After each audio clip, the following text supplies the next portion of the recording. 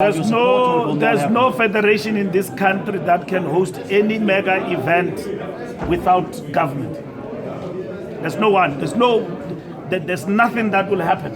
That they can't organize anything. It is absolutely within the law and our right and what we can do. What it means is that those federations that are mentioned, which have not complied, in the year under review, they will not be in a position to host or bid for any competition, small or big, international.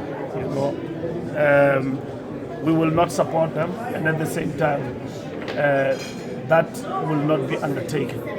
Precisely because, as much as work has been done, there's still gaps in terms of transformation for the big five federations.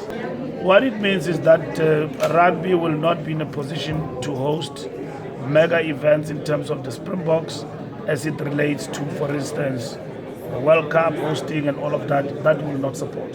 So that involves everything. But competitions will still go ahead, for example, Rugby Championship, Athletics South Africa, night races. It depends on the nature of the competition. If it is international in nature, we will not support. And in this particular instance, it is confined to the year under review in terms of the report as we have actually presented. Remember, we are not only confined to the hosting and bidding. There are other punitive measures that we can impose.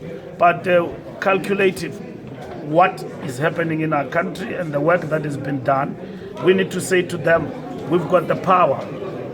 And this eminent persons group and the report is not just fluke, something that can be done and all of that without follow-up in terms of action. Now, like Dr. Basson has presented, they committed on targets.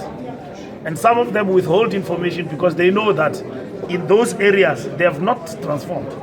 So they don't give information because if you know that the biochemist in the national team is strictly white and all the coaches, you will not give information, you will withhold it because it will show the result that you are not transforming. Scientifically, we are dealing with transformation here and it has shown that national teams like netball, which we thought that, they are doing a marvelous job. In reality, there's nothing going on there in terms of the targets and all of that. But you remember, we can also impose the punitive measure of withdrawing funding. It will affect netball, it will affect athletics and everybody else there, except for the big three.